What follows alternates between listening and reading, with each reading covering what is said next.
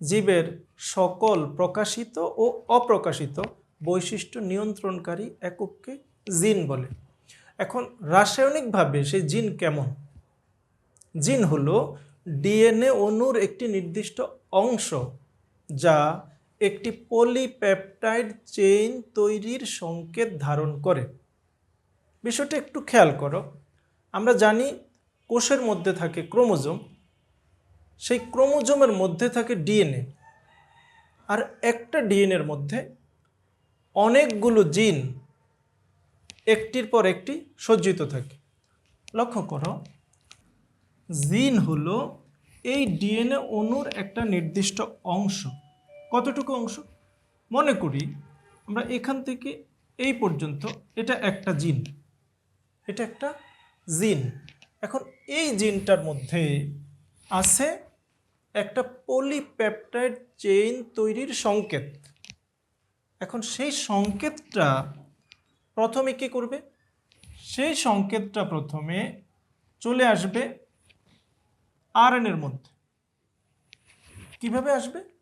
এই ডিএনএ থেকে আরএনএর মধ্যে এই সংকেত আসার এই প্রক্রিয়াটার নাম ট্রান্সক্রিপশন।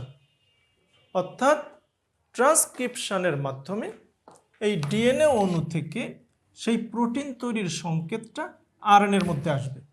এই আরএনএটার নাম এমআরএনএ বা মেসেঞ্জার আরএনএ। সে সেই প্রোটিন তৈরির বা পলিপেপটাইড তৈরির সংকেতটাকে বহন করবে। এখন সেই সংকেতটা আছে কোথায়? এই আরএনএর মধ্যে। আমরা যদি একটু খেয়াল করি যে এই আরএনএটা, আমরা এই আরএনএটাকে একটু লম্বা করে দেখাই। এখন যেভাবে আছে, এখান থেকে আমরা এই ছবিটাকে বোঝার জন্য একটু লম্বা করি, একদম লম্বা করে ফেললাম এইভাবে। আরএনএর মধ্যে নাইট্রোজেন গঠিত ক্ষারক আছে এবং সেই নাইট্রোজেন গঠিত ক্ষারকগুলো বিন্যস্ত আছে সারিবদ্ধভাবে একটির পর একটি। মনে করি আমাদের এটা একটা নাইট্রোজেন গঠিত ক্ষারক, এটা একটা নাইট্রোজেন গঠিত ক্ষারক। আমি সেই নাইট্রোজেন গঠিত ক্ষারকগুলো যদি নাম দিই, মনে করো এটা হলো অ্যাডেনিন, এটা ইউরাসিল, এটা গুয়ানিন। এরপরে প্রত্যেকটা নাইট্রোজেন গঠিত ক্ষারকের আমরা যদি এভাবে নাম দিই, আমরা নাম দিতে পারব। ঠিক আছে, আমরা এই নাইট্রোজেন গঠিত ক্ষারকটার নাম দিয়ে দিলাম যে এটার নাম হলো জি, এটা ইউ, এটা এ। এখন মনে করো আমরা পরবর্তী নাইট্রোজেন গঠিত ক্ষারকগুলোর নাম দিলাম,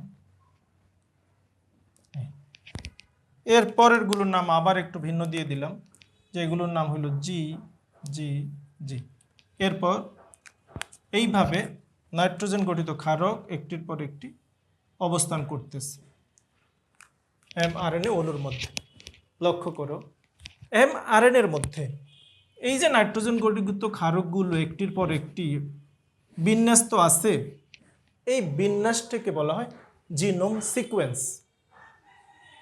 জিনোম সিকোয়েন্স। এখন জিনোম সিকোয়েন্সটা কি আবার খেয়াল করো। জিনোম সিকোয়েন্স হলো ডিএনএ অণুতে বা আরএনএ অণুতে অর্থাৎ জিনের মধ্যে এই নাইট্রোজেন গঠিত ক্ষারকগুলোর বিন্যাসটাকে বলা হয় জিনোম সিকোয়েন্স। এখন সেই জিনোম সিকোয়েন্সের 3টা করে নাইট্রোজেন গঠিত ক্ষারক মিলে একটা সংকেত বহন করে। 3টি নাইট্রোজেন গঠিত ক্ষারক একটি গোপন সংকেত ধারণ করে। এই 3টি নাইট্রোজেন গঠিত ক্ষারকের সমন্বয়ে এই গোপন সংকেতটাকে বলা হয় জেনেটিক কোডন। তাহলে জেনেটিক কোডন এই 3 অক্ষর বিশিষ্ট। এখন এই 3 অক্ষর বিশিষ্ট AUG, এই একটা কোডন একটা অ্যামিনো অ্যাসিডকে নির্দেশ করে। সেই অ্যামিনো অ্যাসিডটা নাম হলো ম্যাথিওনিন। তাহলে ম্যাথিওনিন নামক অ্যামিনো অ্যাসিড আসবে AUG এর কারণে এই সংকেত থেকে। GUA, এটাও একটা জেনেটিক কোড, সে নিয়ে আসবে ভ্যালিনকে। এই সংকেত অনুসারে আসবে ভ্যালিন নামক অ্যামিনো অ্যাসিড। AAA, এই সংকেত অনুসারে আসবে লাইসিন। আর GGG, এই সংকেত অনুসারে আসবে গ্লাইসিন। কোথায় আসবে? এই এমআরএনএ অণুটা যখন সাইটোপ্লাজমে যাবে তখন তার সাথে রাইবোজোম যুক্ত হবে।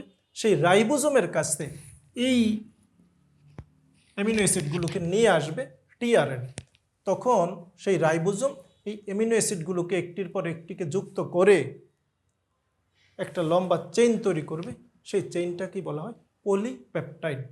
তাহলে এই যে পলিপেপটাইড চেইন তৈরি হলো, এই পলিপেপটাইড চেইন দ্বারাই প্রোটিন তৈরি হবে। এক বা একাধিক পলিপেপটাইড চেইন অনুসারে প্রোটিন তৈরি হবে। তাহলে আমরা লক্ষ্য করলাম এই যে পলিপেপটাইড চেইনটা তৈরি হইল, এটার সংকেত কোথায়? সংকেত হলো ওই এমআরএনএর মধ্যে। এমআরএনএটা কোত্থেকে তৈরি হলো? সেই ডিএনএর থেকে। সেই ডিএনএ অণুর যে অংশটার থেকে এমআরএনএটা তৈরি হলো সেটাই মূলত একটা জিন। তাহলে বোঝা গেল যে জিন হলো সে ডিএনএ অণুরই একটা অংশ, যেই অংশটা একটা পলিপেপটাইড চেইন তৈরির সংকেত ধারণ করে। এই নাইট্রোজেন গঠিত ক্ষারকের বিন্যাসটা প্রত্যেকটা প্রজাতির জীবের মধ্যে আলাদা। একটা প্রজাতি আরেকটা প্রজাতি থেকে আলাদা বৈশিষ্ট্যের অধিকারী কেন? কারণ এই জিনোম সিকোয়েন্সটা প্রত্যেক প্রজাতির ক্ষেত্রেই আলাদা। লক্ষ্য করো, যদি জিনোম সিকোয়েন্স আলাদা হয় তাহলে কি হয়? এই জেনেটিক কোডের মধ্যে ভিন্নতা সৃষ্টি হয়। এখন জেনেটিক কোডের মধ্যে যদি কোনো একটা নাইট্রোজেন গঠিত ক্ষারকের ভিন্নতা আসে, যেমন এখানে আসছে মনে করো জি জি জি, 3টা নাইট্রোজেন গঠিত ক্ষারক একসাথে আছে, এটা একটা জেনেটিক কোডন, এটা একটা অ্যামিনো অ্যাসিডকে নির্দেশ করতেছে। এখন যদি এখানে কোনো একটা নাইট্রোজেন গঠিত ক্ষারকের মধ্যে পরিবর্তন আসে, এটার পরিবর্তন অথবা এটার পরিবর্তন অথবা এটার পরিবর্তন, এই যে কোনো একটা নাইট্রোজেন গঠিত ক্ষারকটা যদি আমরা অন্যরকম করে দেই তাহলে সেই জেনেটিক কোডনটা কিন্তু ভিন্ন একটা অ্যামিনো অ্যাসিডকে নির্দেশ করবে। এখন সে গ্লাইসিন নির্দেশ করতেছে, কিন্তু যদি এখানে কোনো একটা জায়গায় পরিবর্তন করি তাহলে সে একটা ভিন্ন অ্যামিনো অ্যাসিডকে নির্দেশ করবে। তা অ্যামিনো অ্যাসিডের মধ্যে যদি ভিন্নতা আসে তাহলে সেই পলিপেপটাইড চেইনের মধ্যেও ভিন্নতা আসবে, আর পলিপেপটাইড চেইনে ভিন্নতা আসবে মানে প্রোটিনের মধ্যে ভিন্নতা আসবে। তখন সেই প্রোটিন দ্বারা জীবের ভিন্ন বৈশিষ্ট্য প্রকাশ পাবে। এই কারণে প্রত্যেকটা প্রজাতির জিনোম সিকোয়েন্স নির্দিষ্ট, এবং এক প্রজাতি থেকে আরেক প্রজাতির জিনোম সিকোয়েন্সের এই ভিন্নতার কারণেই জীবদের মধ্যে বৈশিষ্ট্যগত ভিন্নতা লক্ষ্য করা যায়, চরিত্রগত ভিন্নতা লক্ষ্য করা যায়। আশা করি তোমরা জিন কি জিনিস, জিনোম কি জিনিস, জেনেটিক কোড কি জিনিস এবং জিনোম সিকোয়েন্স কি জিনিস বিষয়গুলো ক্লিয়ারলি বুঝতে পেরেছো।